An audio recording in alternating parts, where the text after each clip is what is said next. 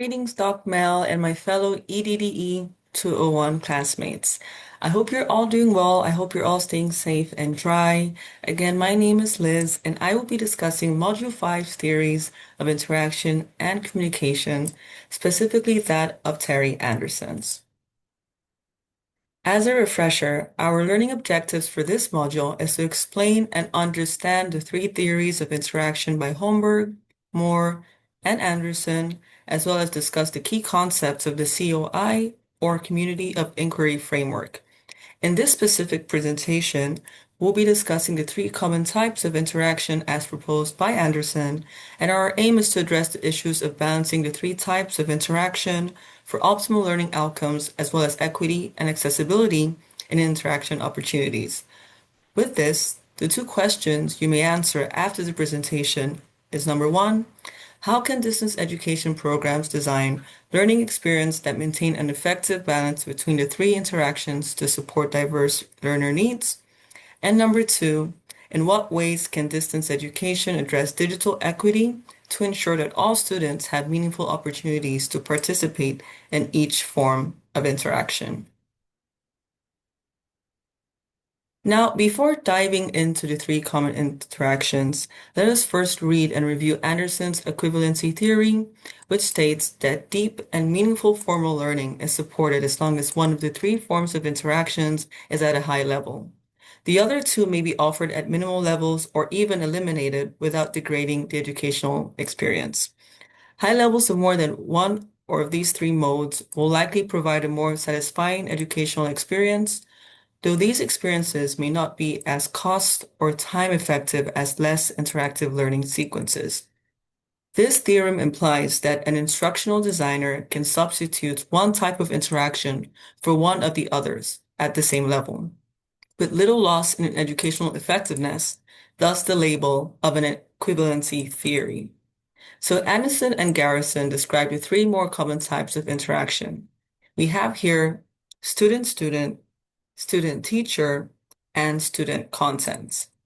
So now we can notice that there is a common denominator in these interactions, and it is the students, underscoring the centrality of the learner in distance education. This highlights that there's a learner-centered model where the design and delivery of the education are shaped around the learner's needs, preferences, and active engagement. For the first type, we have student-student interaction. This involves the student's engagement with learning materials such as textbooks, online modules, videos, and simulations. Some advantages of this interaction is that it provides a social presence and helps combat feelings of isolation, which is very common in distance education, as we all know. It also can help support learner autonomy, as well as to foster collaborative learnings. To better understand this, I have listed some examples of this type of interaction, such as discussion forums, which as a UPOU student we are very familiar with, group projects such as this presentation, peer feedback, and virtual study groups. The second type of interaction focuses on the communication and the feedback between the student and the instructor. Here are some examples, such as emails, Q&A participation, personalized feedback loops, and office hours. Some advantages that we can assign to this interaction is the presence of motivation and an emotional connection provided by the teacher. Assessment and guidance is another advantage of this interaction, as teachers can give formative feedback, correct errors, and provide academic and career guidance.